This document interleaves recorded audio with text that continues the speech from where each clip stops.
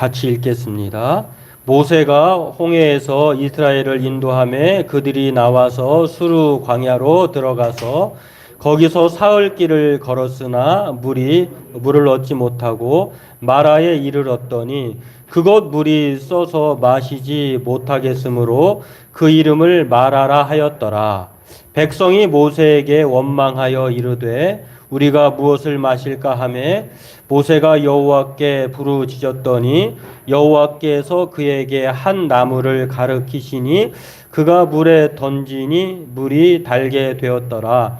거기서 여호와께서 그들을 위하여 법도와 율례를 정하시고 그들을 시험하실세 이르시되 너희가 너희 하나님 나 여호와의 말을 들어 순종하고 내가 보기에 의를 행하며 내 계명에 귀를 기울이며 내 모든 규례를 지키면 내가 애굽 사람에게 내린 모든 질병 중 하나도 너희에게 내리지 아니하리니 나는 너희를 치료하는 여호와임이라. 그들이 엘림에 이르니 거기에 물샘 12과 종려나무 70그루가 있는지라.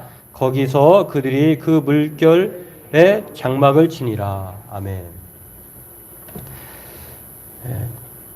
제가 알기로는 유튜브가 1000명이 구독자가 되어야 실시간 되는 줄 알았는데 지금 이거 실시간으로 틀은 거거든요. 근데 되는 거 보니 참 제가 잘못 알고 있는지 아니면 희한한 일인지 모르겠어요.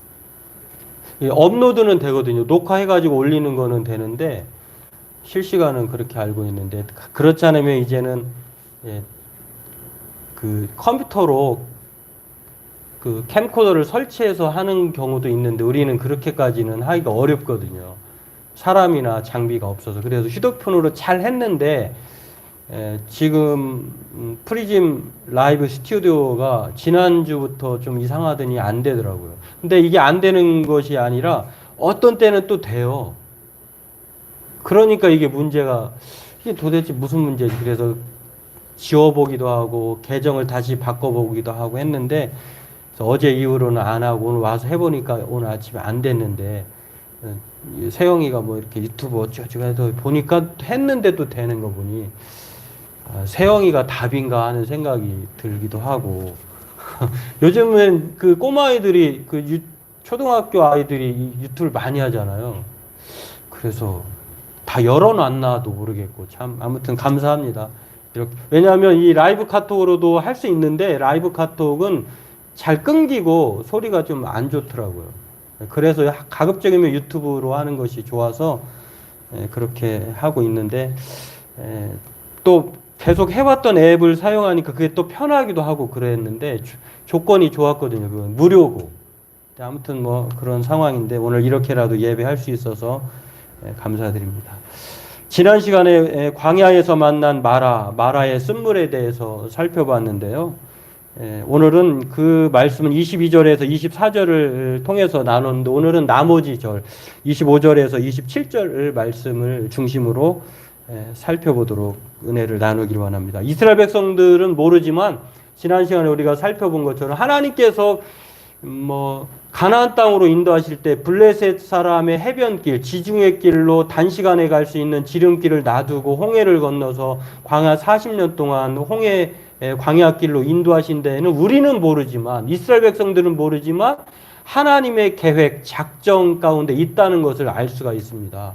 그 첫 번째는 출애굽기 14장 17절에 보면은요, 하나님께서 이 지름길로 가게 하면 전쟁을 해서 가야 돼요. 그래서 그렇게 되면은 애굽으로 돌아갈까 마음이 변심할까 해서 그 길을 사용하지 않으시고 새로운 길로 광야에 40년 동안 필요하시니까 그렇게 돌려서 가게 하신 것을 알 수가 있는데요. 그렇습니다. 그렇게 시작된 이 광야길, 광야 여행이 시작하자마자 첫 번째 고비를 맞이하는데 그게 사흘 후에 만난 마라라고 하는 쓴물을 만난 사건이에요.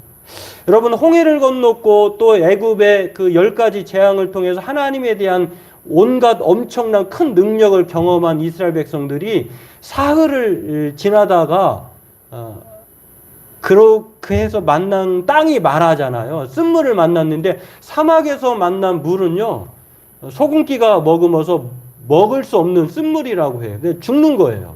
갈증을 더 해소하는 것이 아니라 더 힘든 것인데 하나님께서 왜 마라라고 하는 곳에 이스라엘 백성을 도착하게 하셨을까? 가만히 생각해 보면 이스라엘 백성들이 사흘길을 가다가 물을 발견하지 못한 반응이 무엇이냐면 모세에 대한 원망이에요.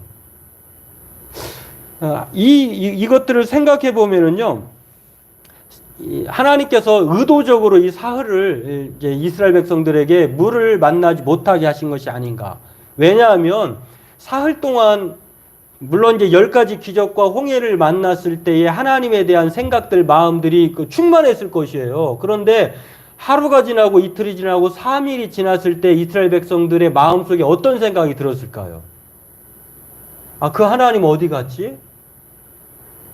왜 하나님은 이 어려움을 간단한 것도 해결하지 못하시지?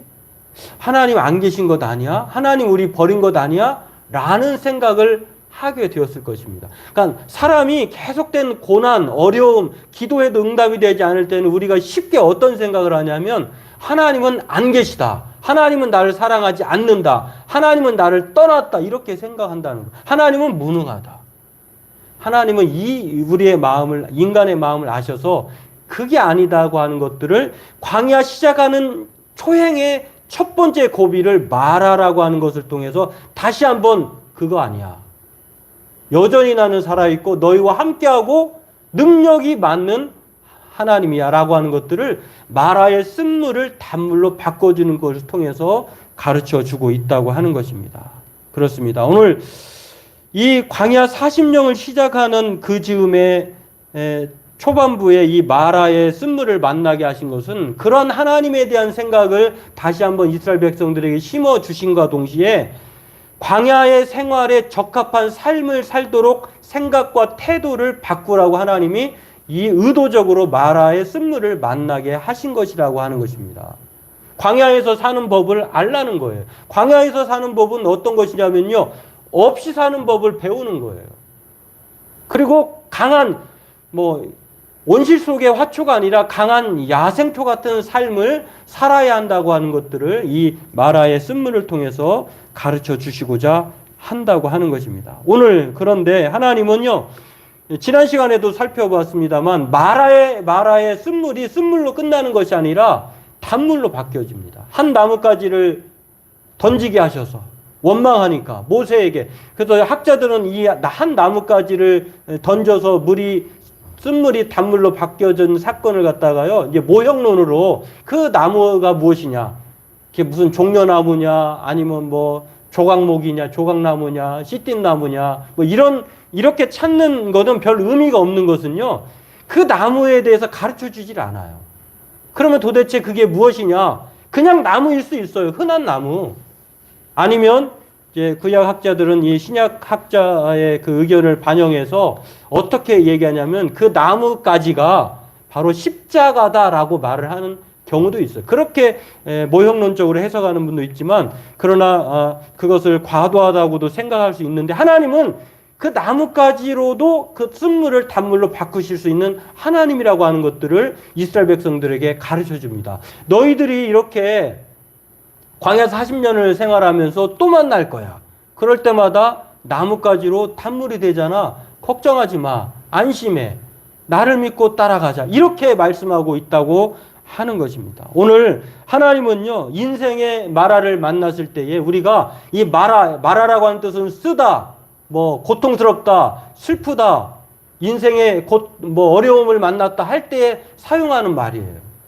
우리가 살다 보면은 그런 마라를 만나는데요. 하나님은 오늘 지난 시간에 이어서 오늘 본문에서 말하고 있는 것처럼 마라로 끝나게 하지 않는다고 하는 것입니다.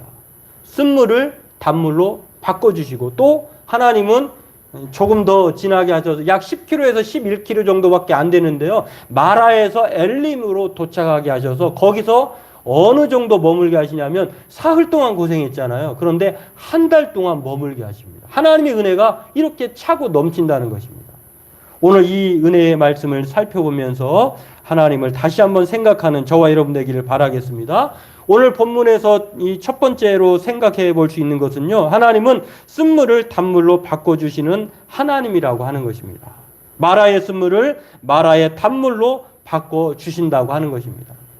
이스라엘 백성들은 이 광야 사흘 길을 걸으면서 원치 않는 마라를 만납니다. 때문에 모세를 원망하지만 놀랍게도 이 모세가 하나님께 기도할 때 하나님께서 한 나뭇가지를 지정하셔서 그것을 던져서 이 쓴물을 단물로 먹게 하시는 것을 볼 수 있습니다. 여기서 끝나지 않습니다. 광야 생활 내내 원망이 아닌 하나님께 순종하고 살면 애굽 사람들에게 내렸던 애굽 사람들만 받았던 재앙들이 있거든요. 10가지 재앙 중에 다 죽었어요. 그런데 그런 재앙들이 너희에게는 광야 생활하면 사실은 엄청난 척박하잖아요, 환경이. 그런데 하나님께서 애굽 사람에게 내는 질병을 하나도 내리지 않겠다. 약속해 주십니다. 그러면서 하나님을 여호와 라파, 치료의 하나님이다라고 이스라엘 백성들에게 다시 한번 하나님이, 전에는 하나님은 그냥 전능하다, 엘로힘 하나님이라고 생각했다고 하면 지금은 이제는 광야에서의 의사가 있다고 하는 것은 엄청난 거잖아요.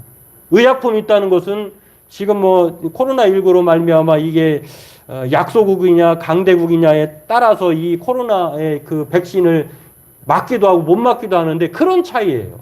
근데 하나님이 광야 생활에서 40년 동안 추치로 활동하시겠다는 약속까지 주신다고 하는 것입니다. 즉 이 사건은요, 이 쓴물이 단물된 사건은 하나님이 어떠한 분인 것을 이스라엘 백성들에게 잊어버렸던 사흘 동안의 삶을 통해서 한 번 더 알려주는 거예요. 꼭 그러니까 우리가 마라를 만날 때, 고난을 만날 때에 낙망하지 말아야 될 이유가 하나님이 하실 일이 있기 때문에, 하나님의 새로운 능력을 경험하도록 하나님께서 그렇게 장치해 놓으신 것이라고 하는 것입니다.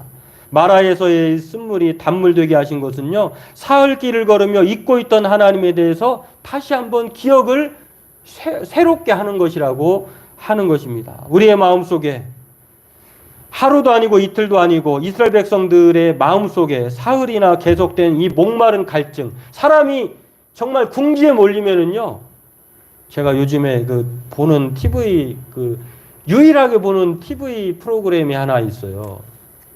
OK 광자만데, 제일 큰 언니가 광식인가? 광남이에요? 사모님도 잘 보는구나. 광남이가 똑똑하잖아요. 똑똑한 사람이 모든 걸 다 잃어버리니까 상황 판단이 안 되는 거예요. 사기를 당해도 사기라고 믿질 않는 거예요. 그래가지고 이제 엄청난 갈등을, 어려움을 처하게 되는데, 사람이 그 어려움에 처하게 되면 이성이 활동을 제대로 분별하지 못해요. 쏠리는 거예요. 어느 프로그램은 같이 잘 살다가요, 남편이 갑자기 사라졌어요. 사라진 지 지금 그게 10년 전 사건이라고 하는데, 들어와야 될 남편이 안 들어왔어요. 그러다 보니까 남편의 사장이 잘 아는 처지인데, 남편을 잃어버린 그 아내에게 좀 위로도 하고 또 용돈도 주고 이러다 보니까 그 남자에게 쏙 빠졌어요. 같이 살았어요. 같이 살아요. 참 이런 어처구니 없는 일이 있는데 왜 그랬을까? 그분의 고백이 이거예요. 내가 그 당시에는 정신이 나갔다는 거예요. 그런 상황에 놓여보니까 누가 돈 좀 주고 마음을 위로해 주니까 남편이 안 들어왔는데, 남편이 지금 죽었는지 안 죽었는지 실종된 지 지금 10년이 됐는데요. 팔순된 엄마가 그 아들을 찾느라고 그렇게 지금도 메모해 가면서 그 흔적을 찾아 나서고 있는데, 그 아내 된 사람은 물론 지금은 이제 이혼 수속을 받고 있다고 해요. 그런데 그런 상황에서 다른 남자의 의지에서 살고 있다는 게 이게 현실이라고 하는 거죠. 이스라엘 백성들에게 계속되는 이 어려움, 사흘길의 어려움 속에서 그들의 생각 속에 하나님은 마음에 자리 잡지 않는 거예요. 없어요. 그렇게 큰 능력을 행해 주었음에도 불구하고. 그렇기 때문에 오늘 하나님께서는 이 마라라고 하는 지역에서의 쓴물을 만나게 하셔서 잊어버렸던 하나님을 다시 한번 새롭게 하는 것이라고 하는 것입니다. 하나님은 원망은, 오늘 이 본문을 통해서 우리가 보면은요, 하나님은 원망이 오래 가도록 방치하시는 분이 아니세요. 곧바로 쓴물을 단물로, 마실 수 없는 물을 먹을 수 있는 물로 바꿔주셨다고 하는 것입니다. 이 사건을 통해서 하나님은 마실 물이 없어 죽는 것이 아니라 하나님이 없으면 죽는다는 것을 가르쳐주고 있다는 것입니다. 물이 없어 죽는 것이 아니라 하나님이 없어 죽는다는 것이에요. 디즈니 만화 영화 이집트 왕자에 보면은요, 그 광야로 도망간 모세가 장인 이드로 또는 호밥이라고 하는데, 장인 이드로에게 초청을 받아가지고 십보라 그의 아내와 함께 춤추며 노래하는 장면이 나오는데요. 그 노래 가사 중에 이런 말이 있어요. 볼까요? 사막에는 많은 황금보다 작은 생수가 더 귀하고 길 잃은 양에게는 왕보다 목자가 더 필요하다. 사막에서 필요한 것은요, 많은 황금이 아니에요. 왕이 필요한 것이 아니라 목자가 필요한, 목자가 이 광야의 양을 키우면서요, 어느 곳에 풀이 있고 어느 곳에 위험지기고 이 모든 것을 누가 알고 있느냐? 왕이 아니라 지리에 밝은 목자라고 하는 것입니다. 사막을 지나는 사람에게 필요한 것은 바로 황금이 아니라 생수, 그리고 왕이 아니라 목자라고 하는 것. 오늘 저와 여러분들이 바로 그러한 삶을 살고 있다고 하는 것입니다. 하나님은 사람의 복으로만 사는 것이 아니라 은혜로 산다는 것을 오늘 성경을 통해 우리에게 가르쳐줘요. 이 복이라고 하는 것은요, 자기가 노력해서 성취할 수 있는 거예요. 그러나 은혜는 그렇지 않아요. 내가 아무리 노력해도 하나님 우리에게 주는 것이 아니에요. 그렇기 때문에 우리 인간들은 오늘 광야의 삶을 통해서, 성경을 통해서 알아야 될 사실은, 우리가 광야 인생을 살아갈 때에 복으로 사는 것이 아니라 은혜로 사는 것이다. 오늘 저와 여러분들은 복이 조금 우리에게 없다 할지라도 은혜로 살아가는 저와 여러분들에게 주의 이름으로 축원합니다. 성경은요, 저와 여러분의 관계를 그 많고 많은 동물 중에 왜 양으로 비유했을까? 목자와 양으로 하나님과 우리의 관계를 설명합니다. 시편 23편 1절에, 그리고 시편 78편 52절에, 그리고 요한복음 10장 11절에 여호와는 나의 목자다. 또 자기 백성은 양같이 인도하신다. 그리고 나는, 예수님이 자신을 말씀하실 때 나는 선한 목자다. 그러면 우리는 양이라는 것이거든요. 왜 많고 많은 동물 중에 우리를 양으로 비유했을까? 모든 동물 중에요, 양만큼 양이 목자 없이 살 수 없는, 사람 없이 살 수 없는 동물이 양 외에는 없대요. 그렇기 때문에 우리를 양으로 비유한다는 거예요. 동물학자들은 하나님이 만든 것 가운데에 인간이 돌봐주지 않으면 지구상에서 가장 먼저 사라질 피조물이 양이라고 말을 한다는 것입니다. 양에게는 하나부터 열까지 모든 것이 다 문제라는 거예요. 양들은 광야에서 아무 문제 없이 그런데 잘 살아간다는 것입니다. 목자 없이 양은 살 수 없는데 양이 여전히 광야에서 아무 문제 없이 살아가는 이유, 그것은요, 바로 목자 때문이라는 것이에요. 목자가 다 이끌어 주기 때문에, 문제가 해결되기 때문에.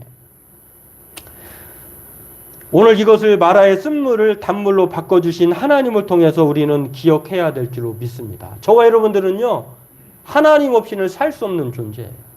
두 번째로 오늘 말씀은 마라를 지나 엘림으로 단지 그냥 마라에서 쓴물을 단물로 바꿔주신 것을 끝난 것이 아니라 하나님은요, 10km, 11km쯤에 무엇을 두셨냐면 엘림이라고 하는 오아시스를 두셨다고 하는 것입니다.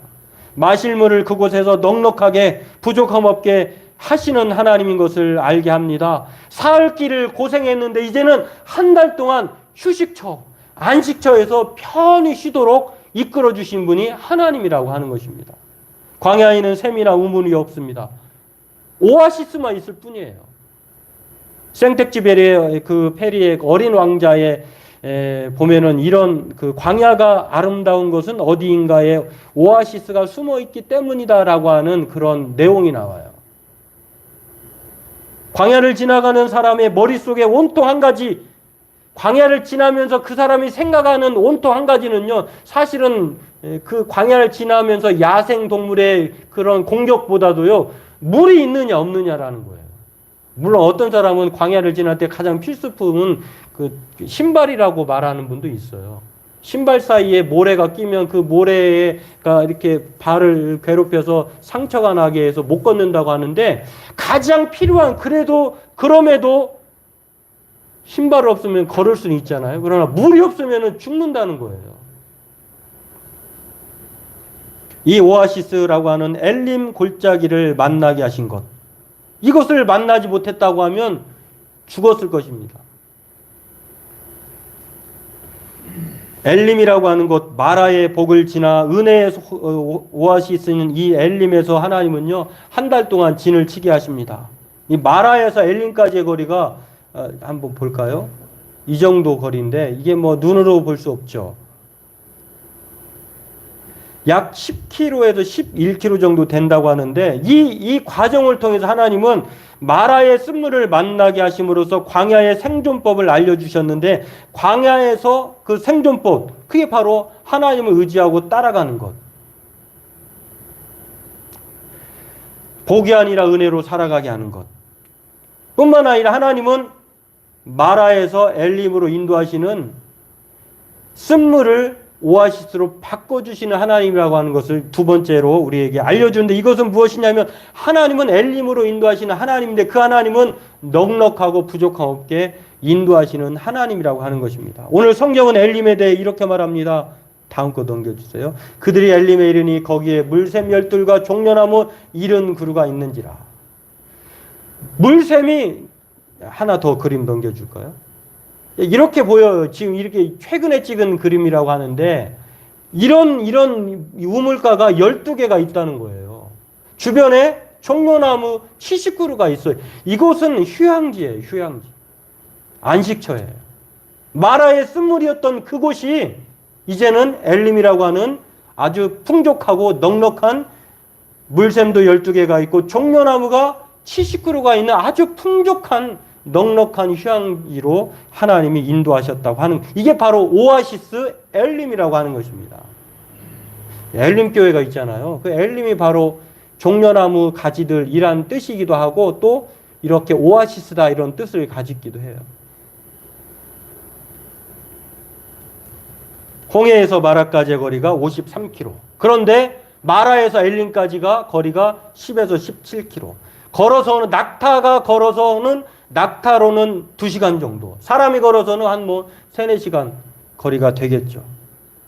하나님은 가나안 땅으로 가는 길 중 이 해변길이 아닌 블레셋 사람으로 길로 인도하시면서 아무런 장치, 아무런 계획 없이 그냥 이끌어 가시는 것이 아니라, 하나님께서 적절한 시기에 적절한 때에 마라와 단물과 엘림이라고 하는 것을 두셔서 하나님으로 하여금 살아가도록 우리를 인도하시는 것을 볼 수가 있습니다. 시편 기자 시편 107편을 통해 하나님에 대해 이렇게 말을 합니다. 그들이 광야 사막길에서 방황하며 거주할 성읍을 찾지 못하고 줄이고 목이 말라 그들의 영혼이 그들 안에서 피곤하였도다. 그들의 영혼이 그들 근심 중에 여호와께서 부르짖음에 그들의 고통에서 건지시고 또 바른 길로 인도하사 거주할 성읍에 이르게 하셨도다. 여호와의 인자하심과 인생에게 행하신 기적으로 말미암아 그를 찬송할지어다. 이 광야에 대한 고백을 이 시편 기자가 그대로 옮겨 놓은 거예요. 하나님은 광야에서 길을 잃고 방황하며 목말라 피곤한 백성에게 바른 길로 인도하신다는 것입니다. 죽지 않는 길로.